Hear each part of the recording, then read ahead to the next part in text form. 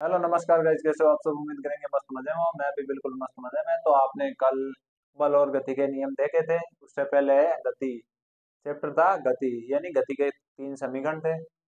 v बराबर u plus a t, s बराबर U T plus half a t square और two s बराबर v square minus t square. उसके बाद बल के तीन नियम देखे थे। पहला, जड़त्व का नियम, कोई वस्तु विराम अवस्था में तो विराम अवस्था में रहेगी, गतिशील है तो गतिशील अवस्था में रहेगी। ये जड़त्व का नियम या पहला नियम कि कोई वस्तु विराम अवस्था में तो विराम अवस्था में रहेगी। कब तक?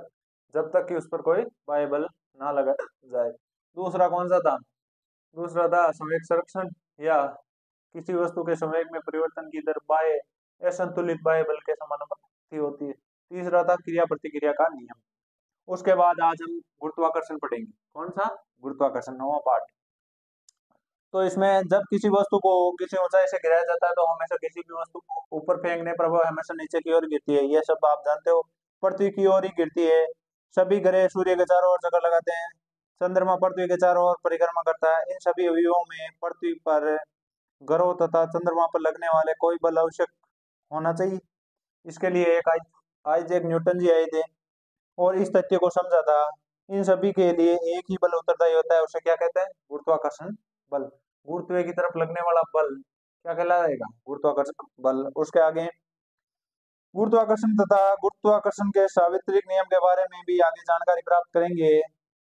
वो किसी वस्तु का भार एक स्थान से दूसरे स्थान पर परिवर्तित होता रहता है। अब मान लो कोई वस्तु है, उसका प्रतिकूल भार अलग होगा, चंद्रमा पर जाने पर अलग होगा, यानी भार चेंज होता रहता है। द्रव्यों में वस्तुओं को पलवन की शर्तों के बारे में भी विचार विमर्श करेंगे। अब पहला हेडिंग आता है क्या? गुरुत्वाकर्षण। पहला हेडिंग क्या है? गुरुत्वाकर्षण, जिसे इंग्लिश में ग्रेविटेशन भी कहते हैं, ध्यान रखना। चंद्रमा पृथ्वी के चारों ओर चक्कर लगाता है। किसी भी वस्तु को अपनी ओर आकर अपनी जब यानी पर वापस देखो, चंद्रमा पृथ्वी के चारों ओर चक्कर लगाता है। किसी वस्तु को जब ऊपर की ओर फेंकते हैं तो वह हमेशा हाईएस्ट ऊंचाई तय या वापस पुनः नीचे की ओर गिरती है। कुछ ऊंचाई तक ऊपर की ओर जाती है, फिर नीचे की ओर गिरती है। कहते हैं कि न्यूटन जब एक बार, अब ग्रेविटेशन के बारे में क्या कहते हैं कि न्यूटन जी एक बार क्या है, किसी सेव के पेड़ के नीचे सो रहे थे, तो फिर एक पका हुआ सेव है पेड़ से गिरा उनके सर पर। तो फिर उनके दिमाग में एक आइडिया आया। क्या आइडिया आया कि ये सेव नीचे की ओर ही क्यों गिरा, ऊपर जाना चाहिए था। फिर इसके बारे में उन्होंने खोज की, तो उन्होंने पाया कि पृथ्वी के केंद्र में गुरुत्व पाया जाता है, या पृथ्वी के केंद्र में गुरुत्वाकर्षण बल पाया या गुरुत्व पाया जाता है, जिसके कारण कोई भी वस्तु ऊपर फेंकने पर वापस नीचे की ओर ही गिरेगी। फिर पृथ्वी स्वयं को अपनी ओर आकर्षित कर सकती है, चंद्रमा को भी आकर्षित कर सकती है। आगे देखो, कक्षा के प्रत्येक बिंदु पर चंद्रमा किसी सरल पर गति नहीं करता है, वरन पृथ्वी की ओर गिरता रहता है। आगे देखो, चंद्रमा पृथ्वी के चारों ओर एक निश्चित कक्षा में चक्कर लगाता रहता है। किसके कारण? वो भी गुरुत्व के कारण। धागे से बंधा हुआ कोई पत्थर या लोलक को छोड़ने से पहले पत्थर एक निश्चित चाल से वृत्ताकार पथ पर गति करता रहता है तथा प्रत्येक बिंदु पर उसकी गति की दिशा बदलती रहती है। दिशा में परिवर्तन को वेग परिवर्तन या त्वरण सम्मिलित है। जिस बल के कारण यह त्वरण होता है तथा जो वस्तु को वृत्ताकार पथ में गतिशील करता रहता है, वे बल केंद्र की ओर लगता है। इसे अभिकेंद्रीय बल कहते हैं। केंद्र की ओर लगने वाले बल को क्या कहते हैं? अभिकेंद्रीय अभिकेंद्र बल। केंद्र की तरफ लगने वाला बल क्या कहलाता है? अभिकेंद्रीय बल। आगे देखो, बल की अनुपस्थिति में पत्थर एक सरल रेखा में मुक्त रूप से गतिशील हो जाता है। यह सरल रेखा वृत्तीय पथ को स्पर्श करती रहती है। कोई सरल रेखा जो वृत्त के केवल एक ही बिंदु पर मिलती है, वृत्त का स्पर्श रेखा कहलाती है। एक ही बिंदु पर मिलने पर स्पर्श रेखा कहलाएगी। सरल रेखा एबीसी बिंदु बी पर स्पर्श रेखा है। कहने का मतलब किस प्रकार? एक बिंदु पर मिलेगी। मानना है कि ये गोला है आपको, तो यहाँ पर ये बिंदु होगा, वो क्या होगा? स्पर्श रेखीय बिंदु। और ये इसके लिए क्या स्पर्श रेखा का कार्य करेगी? पृथ्वी के चारों ओर पृथ्वी के चारों ओर चंद्रमा की गति अभिकेंद्र बल के कारण होती है। किसके कारण? पृथ्वी के चारों ओर चंद्रमा की गति अभिकेंद्र बल के कारण होती है। अभिकेंद्र बल पृथ्वी के आकर्षण बल के कारण मिल पाता है। यदि कोई ऐसा न हो यदि कोई बल न हो तो चंद्रमा एक समान गति के से संरेखीय पथ पर चलता रहेगा। अगर कोई बल भी ना हो तो वो एक समान रूप संरेखीय पथ पर गति करता रहता है। उसके बाद आता है गति का तीसरा नियम। गति के तीसरे नियम के अनुसार संयोग भी पृथ्वी को आकर्षित करती है, लेकिन गति के दूसरे नियम के अनुसार किसी दिए गए बल के लिए त्वरण वस्तु के द्रव्यमान के व्युत्क्रम त्वरण क्या होता है? वस्तु के द्रव्यमान के व्युत्क्रमानुपाती होता है। पृथ्वी की ओर जब संयोग का द्रव्यमान नगण्य होता है, इसलिए हम पृथ्वी की ओर गति करते नहीं देखते। इसी तरह का विस्तार ये जानने के लिए कीजिए कि चंद्रमा की ओर गति क्यों नहीं करती, या पृथ्वी चंद्रमा की ओर गति क्यों नहीं करती। सभी ग्रह सूर्य की परिक्रमा करते हैं। पहले की बात तर्क यह है, या ये कह सकते हैं, सूर्य तथा ग्रहों के बीच एक विद्यमान बल होता है। न्यूटन के निष्कर्ष के अनुसार केवल पृथ्वी की ओर या पृथ्वी ही स्वयं और चंद्रमा की ओर आकर्षित नहीं करती, बल्कि विश्व के प्रत्येक पिंड एक दूसरे को आकर्षित करते। यानी आइजैक के अनुसार क्या, केवल पृथ्वी ही चंद्रमा और स्वयं को आकर्षित नहीं करती, प्रत्येक वस्तु या प्रत्येक पिंड एक दूसरे को आकर्षित करते हैं। वस्तुओं के बीच ये आकर्षण गुरुत्वाकर्षण कहलाता है। विश्व के सभी पिंडों के मध्य होने वाला आकर्षण क्या कहलाता है? गुरुत्वाकर्षण बल। अब गुरुत्वाकर्षण का इंपॉर्टेंट गुरुत्वाकर्षण का सार्वत्रिक नियम पढ़ेंगे। क्या? सार्वत्रिक नियम। सार्वत्रिक नियम। तो गुरुत्वाकर्षण का सार्वत्रिक नियम क्या कहता है, देखना, परीक्षा में आया हुआ है, आएगा भी। विश्व का प्रत्येक पिंड प्रत्येक अन्य पिंड को बल से आकर्षित करता है, यानी एक बल की ओर आकर्षित करता है।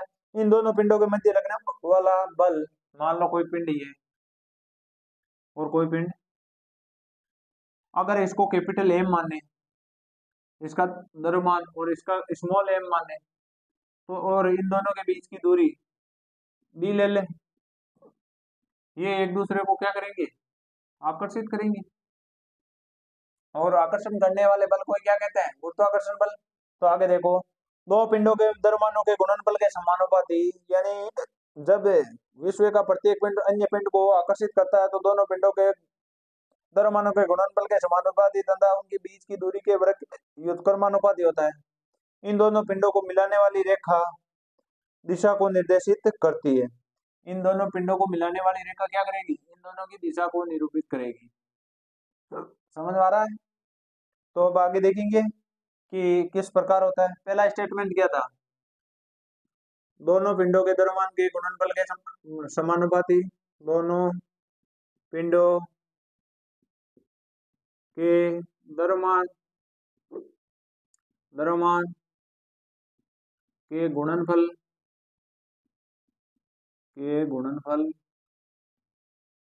के समानुपाती।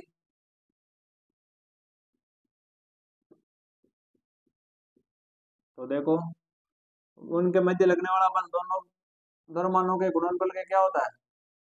समानुपाती। समीकरण एक दे देना है। उसी प्रकार दूसरा क्या है?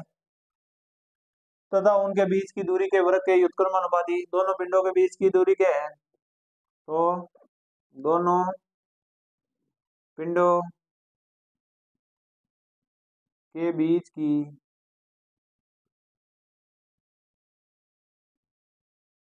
दूरी के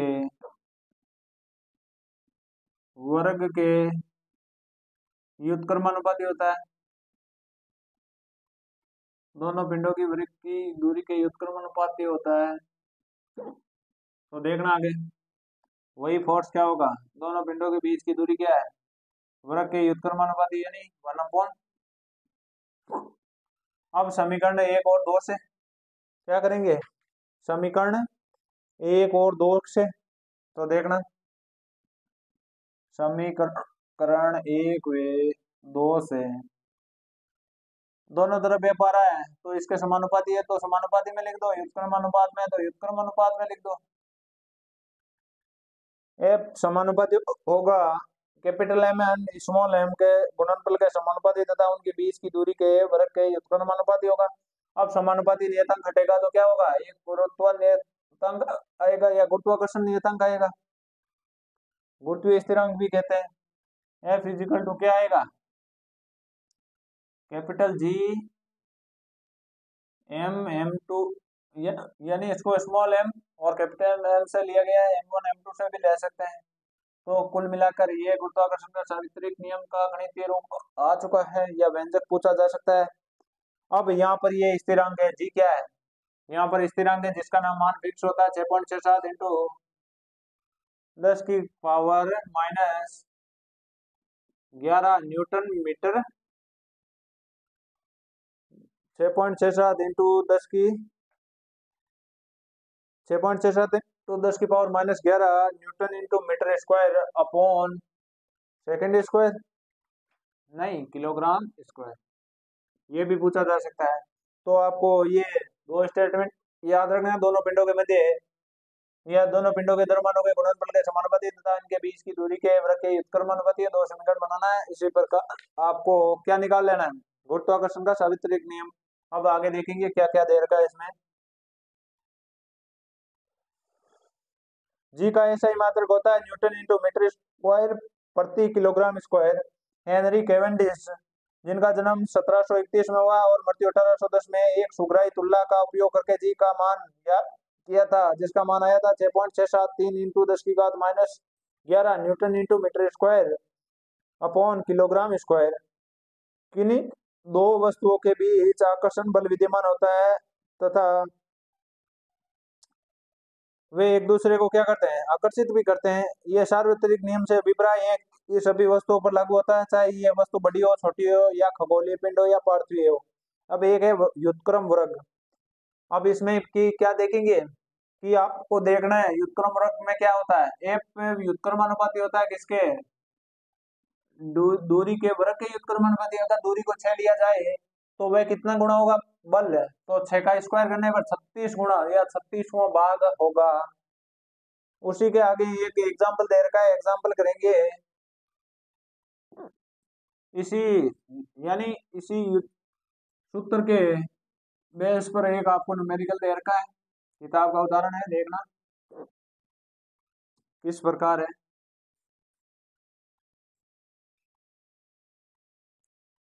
आपको दिया गया पृथ्वी का द्रव्यमान,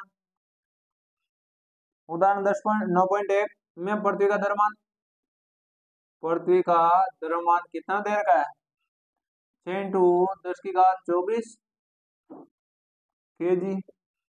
और क्या दे रखा है, चंद्रमा का द्रव्यमान, चंद्रमा का द्रव्यमान कितना है, 7.4 इंटू 10 की घात 22 kg। और इन दोनों के बीच की दूरी दे रखी है कितनी, डी का मान 3.84 इंटू 10 की घात 5 किलोमीटर। और जी का मान आप जानते ही हो कितना होता है, 6.67 इंटू 10 की घात -11 newton into metre square upon kg square. अब आप इसको आसानी से कर सकते हो, वही सूत्र कौन सा है, F is equal to G M upon D square. तो मान रखो जी का मान 6.67 इंटू 10 की घात -11 इंटू कैपिटल एम पृथ्वी का द्रव्यमान कितना है, 6 इंटू 10 की घात 24 kg। और चंद्रमा का 7.4 इंटू 10 की घात 22 kg। फिर नीचे दे रखा है 3.84 इंटू 10 की घात 5। अब जब आप इसको सोल्व करोगे, यानी इसका स्क्वायर करना है, अब जब आप इसको सोल्व करोगे तो इसका आंसर कितना आएगा, इसका आंसर आएगा 2.02 इंटू 10 की पावर 22 न्यूटन। समझ आ रहा है।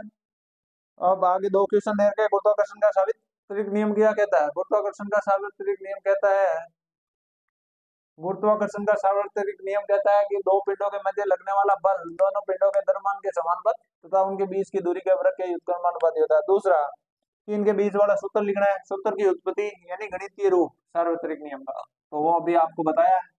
आगे देखो, आगे देखना है आपको।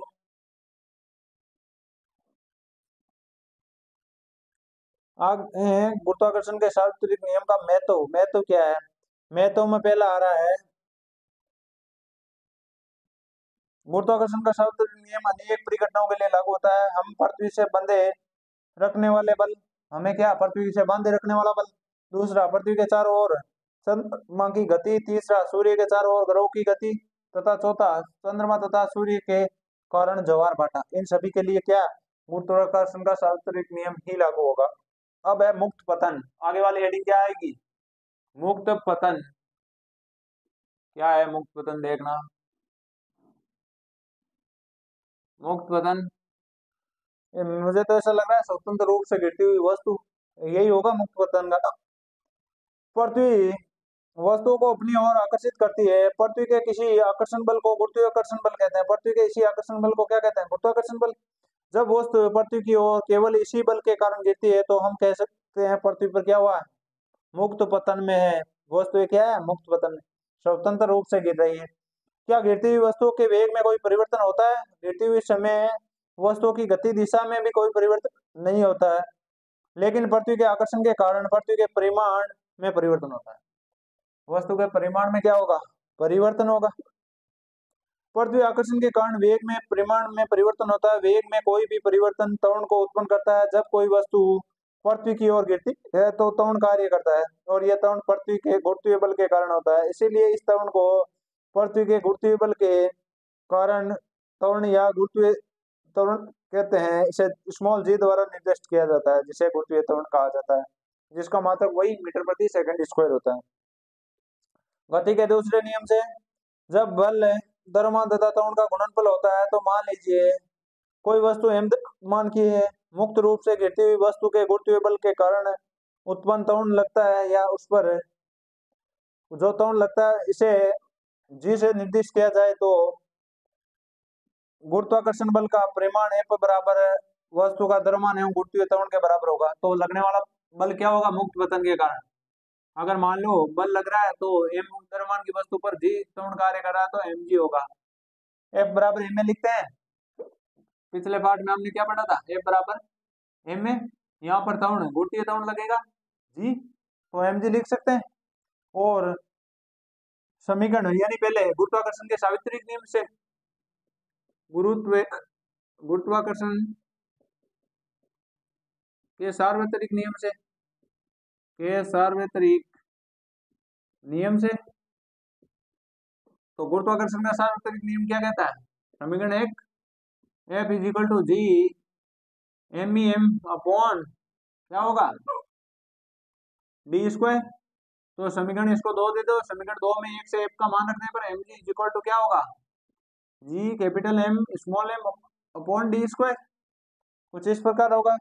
फिर क्या करेंगे, एक एम से एक एम हटा देंगे, g is equal to G M upon D square, यही आएगा गुरुत्वीय त्वरण का मान, गुरुत्वीय त्वरण जी का मान, जहां एम पृथ्वी का द्रव्यमान तथा डी वस्तु के दूरी या पृथ्वी के बीच की दूरी। अब आगे, अब इसमें कहेगा दूरी को किसी पृथ्वी की त्रिज्या r से लेने पर, अगर मान लो ये पृथ्वी है, पृथ्वी की त्रिज्या r दूरी लेने पर, तो इसमें क्या d के बराबर r रख देंगे, तो मान क्या आएगा, g is equal to G M upon r का स्क्वायर, कुछ इसी प्रकार होगा। चलो आगे देखते हैं। पृथ्वी एक पूर्ण गोला नहीं है। पृथ्वी की त्रिज्या ध्रुवों में विषुवत वर्त की ओर जाने पर बढ़ती है, इसलिए जी का मान ध्रुवों पर विषुवत वर्त की अपेक्षा अधिक होता है। ध्रुवों पर क्या होता है, ये गुरुत्वीय त्वरण का मान अधिकतम और विषुवत रेखा पर न्यूनतम। अधिकांश गणनाओं के लिए पृथ्वी की सतह पर इसके पास जी के मान को लगभग स्थिर मान सकते हैं, लेकिन पृथ्वी से दूर की ओर वस्तुओं के लिए पृथ्वी के गुरुत्वीय बल के कारण त्वरण ज्ञात किया जा सकता है। अब है गुरुत्वीय त्वरण जी के मान का परिकलन। अब जी का मान परिकलित करना है, गुरुत्वीय त्वरण का मान परिकलित करना है। तो 6.67 इंटू 10 की घात 11 जी का मान रखेंगे, पृथ्वी का मान रखेंगे, और नीचे क्या, पृथ्वी की त्रिज्या रख देंगे, तो जी का मान आ जाएगा जो भी होगा। तो देखो किस प्रकार होगा, जो भी आगे देखना।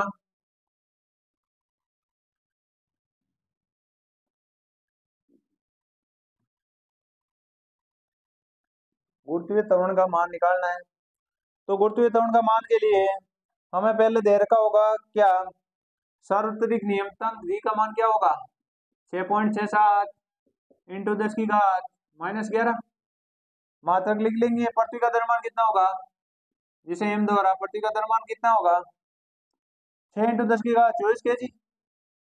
6 इंटू 10⁻24 kg। उसके बाद किसका त्रिज्या r, और जैसे आर या कैपिटल आर लिख सकते हैं। 6.64 कैपिटल आर से लिख लो। 10⁻6 मीटर। समझ में आया?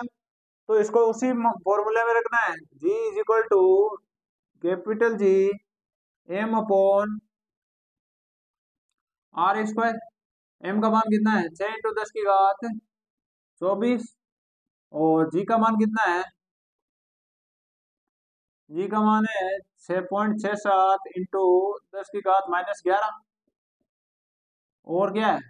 d का मान है 6.4 इंटू 10⁻6 का स्क्वायर। इनको सोल्व करते हैं तो पॉइंट में मान आता है 9.8। अगर मान लो आपको मान दे रखा हो 9.8 तो 9.8 लेना है, वरना 10 ले लिया जाता है। क्या? लगभग 10, इसे लगभग में लिया जाता है। तो इस प्रकार हम गुरुत्वीय त्वरण का मान और इसका मात्रक वही होगा, मीटर प्रति सेकंड स्क्वायर। अब यह पृथ्वी के गुरुत्वीय बल के प्रभाव में वस्तुओं की गति किस प्रकार होती है? इसके प्रभाव में वस्तुओं की गति, इसके प्रभाव में वस्तुएं वही देखी होगी आपने पहले पढ़ाते समय। आपको गुरुजी ने बताया होगा कि एक तो बंदर की गति होती है और एक उसकी गति लिफ्ट की गति होती होगी, जब लिफ्ट ऊपर चलती है या नहीं चलती है। तो अब आगे देखो। मुक्त पतन में पृथ्वी यानी वस्तु त्वरण का अनुभव करती है। वस्तु का अनुभव किया जाना त्वरण उसके द्रव्यमान पर निर्भर नहीं करता है। इसका अर्थ यह है कि सभी वस्तुएं खोखली, ठोस, छोटी, बड़ी नीचे गिरनी चाहिए। एक कहानी के अनुसार गैलीलियो ने इटली में पीसा की झुकी हुई मीनार में विभिन्न वस्तुओं को गिराया, क्योंकि पृथ्वी के निकट जी का मान स्थिर रहता है।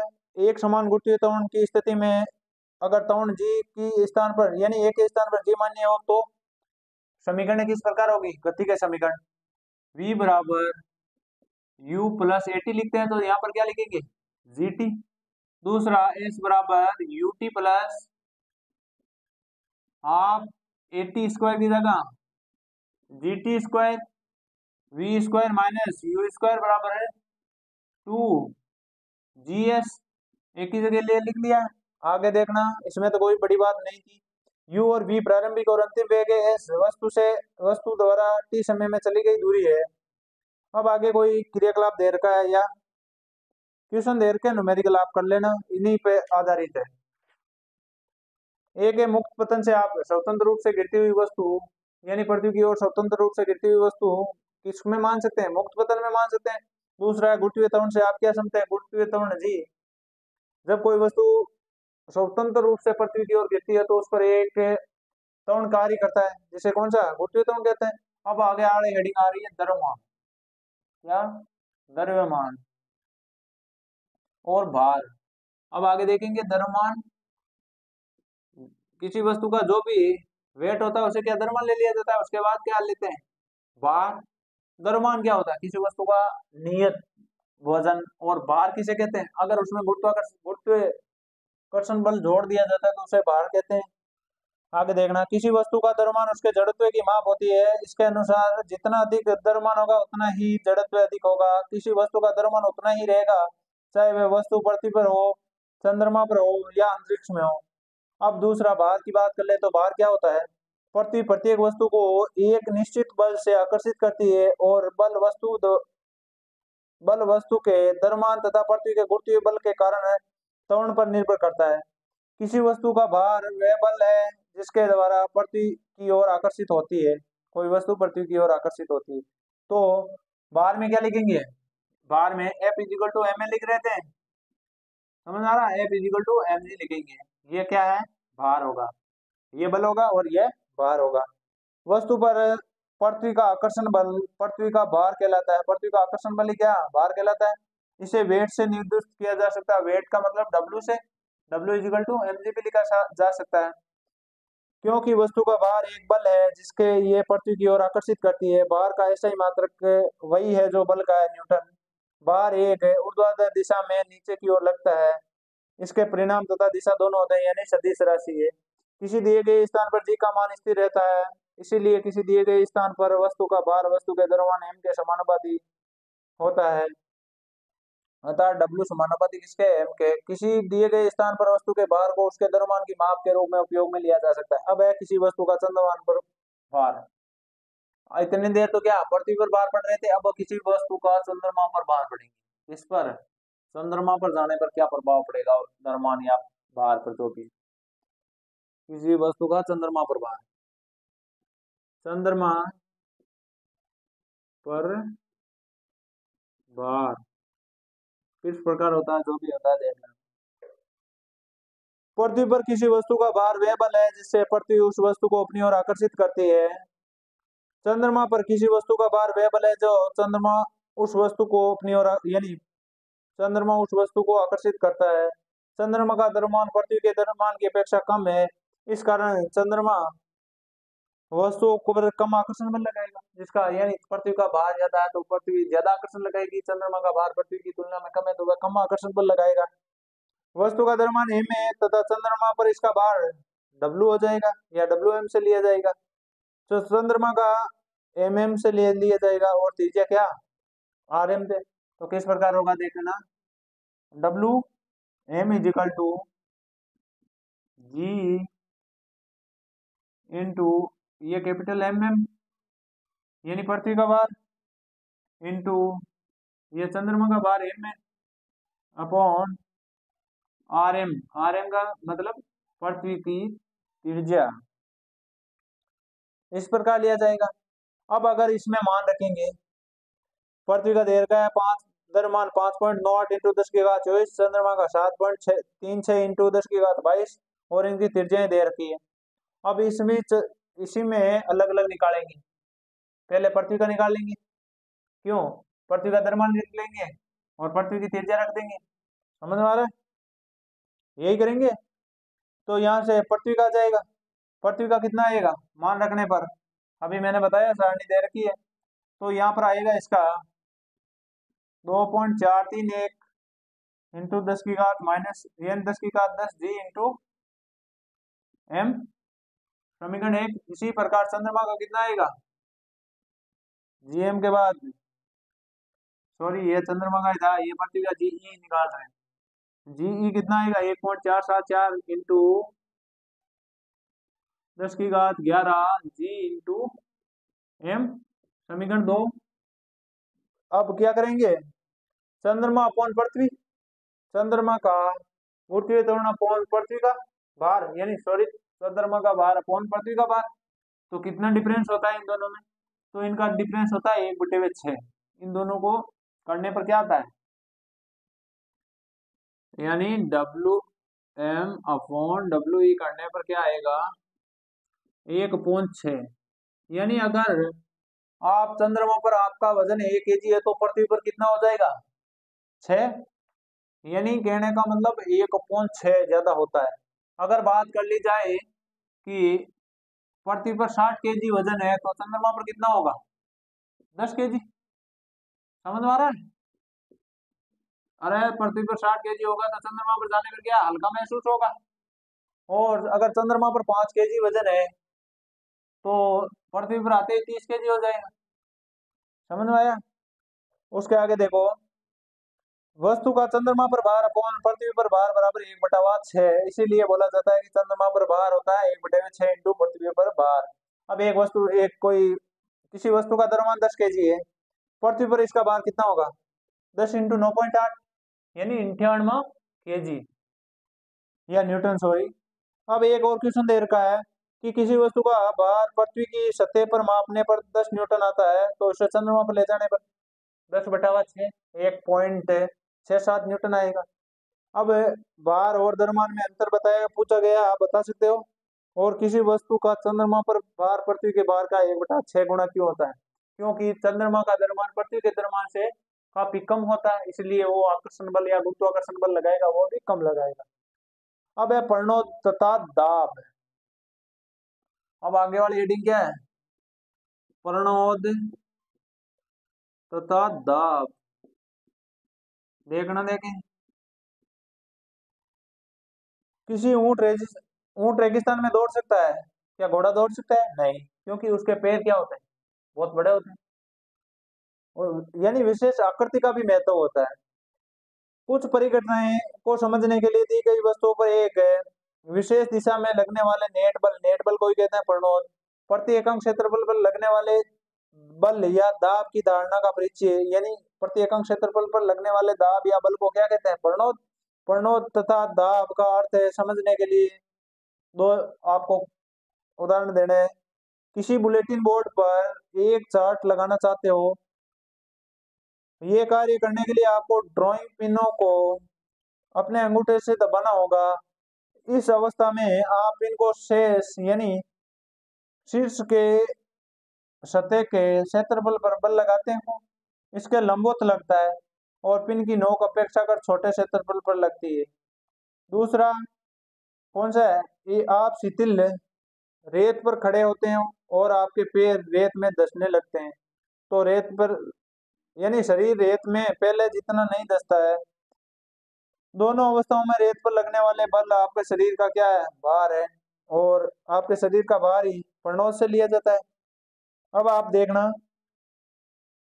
रेत पर प्रणोद का प्रभाव लेटे हुए की अपेक्षा खड़े की स्थिति में अधिक लगता है। प्रति एकांक क्षेत्रफल पर लगने वाले प्रणोद को क्या कहते हैं? प्रति एकांक क्षेत्रफल पर लगने वाले प्रणोद को दाब कहते हैं। दाब बराबर क्या होता है? प्रणोद बटा क्षेत्रफल। किसके बराबर होगा? दाब के बराबर होगा। और प्रणोद खड़े व्यक्ति का ज्यादा लगता है लेटे हुए की तुलना में रेत पर। अब पूछा गया है क्षेत्रफल का एसआई मात्रक पास्कल होता है और इसे पीए द्वारा लिखा जाता है। अब इसके कुछ एग्जांपल देखे हैं, वो एग्जांपल आप कर लेना। अब इसके आगे कुछ देर का है क्या? एक है तरलों में दाब। सभी द्रव्य या गैसें तरल है। ठोस अपने भार के कारण किसी सतह पर दाब लगाता है। तरलों में भार होता है और वे जिस बर्तन में रखे जाते हैं उसी आधार या दीवारों पर दाब डालते हैं। उसके आधार का मतलब सतह पर और दीवारों पर दाब डालते हैं। तरल हमेशा चारों तरफ दीवारों पर और एक सतह पर दाब डालते हैं। किसी परिशुद्ध द्रव्यमान के तरल पर लगने वाले दाब सभी दिशाओं में बिना घटे संचरित हो सकती है। अब उसके बाद तरलों द्वारा दाब के बाद आया है उत्प्लावकता। बहुत अच्छा टॉपिक है उत्प्लावकता। उत्प्लावकता, तो उत्प्लावकता देखना। कभी किसी तालाब में तैरे हैं, आपने स्वयं कुछ हल्का अनुभव किया है? कभी आप कुएं में पानी खींचा है? क्या भारी पानी से भरी बाल्टी कुएं के पानी से बाहर आती है तो अधिक भारी लगती है? हाँ, बिल्कुल लगती है। लोहे तथा स्टील से बने जल या समुद्र के पानी में क्यों नहीं डूबते? लेकिन उतने ही मात्रा में लोहे स्टील का बना दिया जाए तो डूब जाएगा। इनके बारे में हम देखेंगे इसी टॉपिक पर। पृथ्वी का गुरुत्वाकर्षण बल बोतल पर नीचे की ओर दिशा में लगता है। इसके कारण बोतल नीचे की दिशा में खिंचती है, लेकिन पानी बोतल पर ऊपर की ओर बल लगाता है। बोतल ऊपर की दिशा में धकेलती है। हम पढ़ चुके हैं कि वस्तु का भार पृथ्वी के गुरुत्वाकर्षण बल के बराबर होता है। जब बोतल डुबोई जाती है तब बोतल पर पानी द्वारा लगने वाला ऊपर की दिशा में बल इसके भार से अधिक होता है, इसलिए छोड़ने पर यह ऊपर उठती है। बोतल को पानी पूरी तरह डुबोने रखने के लिए पानी के द्वारा बोतल के ऊपर की ओर लगने वाला वाला सं, बल को संतुलित करना। ऊपर की ओर लगने वाला बल को क्या करना होगा? संतुलित करना होगा, तभी बोतल डूब सकती है।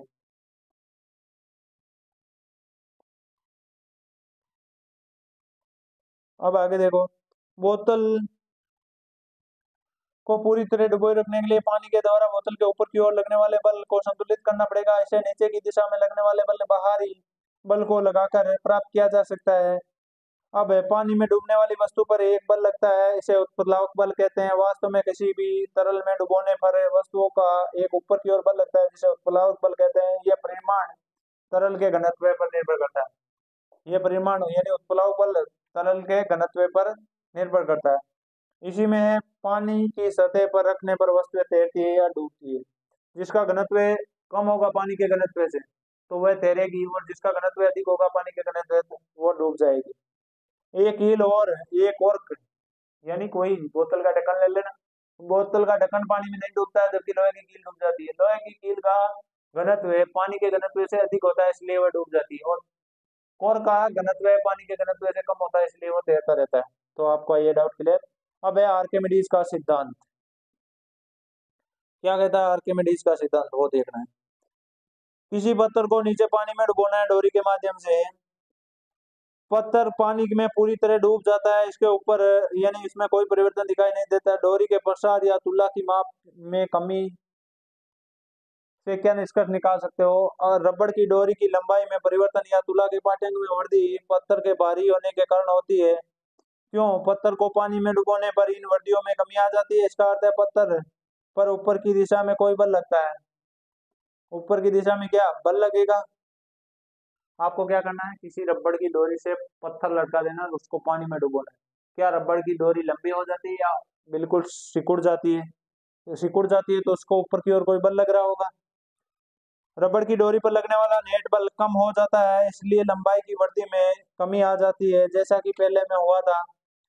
पानी द्वारा ऊपर की ओर लगाया गया बल उत्प्लावक बल कहलाता है।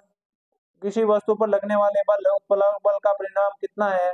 किसी वस्तु की दिशा में सभी तरलों के समान होता है क्या? सभी तरल सभी वस्तुओं पर समान रूप से उत्प्लावक बल लगाते हैं? नहीं, अलग अलग वस्तु जिसका घनत्व अधिक होगा या जिसका द्रव्यमान अधिक होगा उस पर कम उत्प्लावक बल। जब किसी वस्तु को किसी तरल में पूर्ण या आंशिक रूप से डुबोया जाता है तो वह ऊपर की ओर दिशा में एक बल का अनुभव करती है, जो वस्तु द्वारा हटाए गए तरल के भार के बराबर होता है। इंपॉर्टेंट लाइन है। जब किसी वस्तु को किसी तरल में पूर्ण रूप से या आंशिक रूप से डुबोया जाता है तो ऊपर की दिशा में एक बल का अनुभव करती है, जो हटाए गए तरल के भार के बराबर। जिस स्थान पर वो आई है वहां पर जो तरल था उसके भार के बराबर होता है, जो बल ऊपर की तरफ लगता है। अब आगे आर्किमिडीज के सिद्धांत में बहुत अनुप्रयोग है। जलियानों या पनडुब्बियों के डिजाइन बनाने में, दूध मापी में, जो दूध में किसी नमूने की शुद्धता मापने के लिए काम में आता है। हाइड्रोमीटर, जो द्रवों के घनत्व मापने के लिए प्रयुक्त होता है। यह सिद्धांत आधारित है। अब है सापेक्षिक घनत्व। किसी वस्तु का घनत्व उसके प्रति एकांक आयतन के द्रव्यमान को कहते हैं। घनत्व का मात्रक किलोग्राम प्रति घन मीटर होता है। विशिष्ट परिस्थिति में किसी भी पदार्थ का घनत्व समान रहता है। किसी पदार्थ का घनत्व उसके एक अभिलाक्षणिक लक्षण है, यानी भिन्न भिन्न पदार्थों का भिन्न भिन्न होता है। चलो कोई बात नहीं, आपका पार्ट यही कंप्लीट हुआ। सापेक्षिक घनत्व का सूत्र होता है किसी पदार्थ का घनत्व अपॉन पानी का घनत्व। अगर मान लो कोई वस्तु चांदी की वस्तु को पानी में डुबाया जाता है तो चांदी की वस्तु का घनत्व अपॉन पानी का घनत्व, ये होगा सापेक्षिक घनत्व। यानी आपका चैप्टर यही कंप्लीट है। कुछ महत्वपूर्ण तत्वों पर हम बात कर लेते हैं। गुरुत्वाकर्षण के नियम के अनुसार किसी दो पिंडों के बीच लगने वाला आकर्षण बल उनके द्रव्यमानों के गुणनफल के समानुपाती, बीच की दूरी के वृत्त के व्युत्क्रमानुपाती होता है। इसे नियम को गुरुत्वाकर्षण का सार्वत्रिक नियम कहते हैं। उसके बाद गुरुत्वाकर्षण एक क्षीण बल है जो बहुत अधिक द्रव्यमान वाले पिंड पर संबंध में न हो। गुरुत्वीय बल पृथ्वी तल से ऊंचाई बढ़ने पर कम हो जाता है। जितनी वस्तु ऊंची जाती है गुरुत्वाकर्षण घटता जाता है और पृथ्वी के निकट अधिक आता जाता है। या किसी वस्तु का भार, द्रव्यमान तथा गुरुत्वाकर्षण त्वरण के गुणनफल के बराबर होता है। किसी वस्तु द्वारा भिन्न भिन्न स्थानों पर भिन्न भिन्न हो सकता है किंतु द्रव्यमान स्थिर रहेगा। भार अलग अलग हो सकता है, द्रव्यमान स्थिर रहेगा। किसी वस्तु को किसी तरल में डुबोने पर उत्प्लावन बल का अनुभव करती है। जिस वस्तु में जिस द्रव्य में वस्तु को डुबाया गया है उसके घनत्व से कम घनत्व की वस्तु उसमें सतह पर तैरती है तथा उससे अधिक घनत्व की वस्तु उसमें डूब जाती है। तो अब एक क्वेश्चन आंसर जो कि आपको करवाए गए हैं, बहुत ही अच्छे, आप कर लेना। वीडियो अच्छा लगे तो चैनल को सब्सक्राइब करें, वीडियो को लाइक करें, कमेंट करें, शेयर करें। धन्यवाद।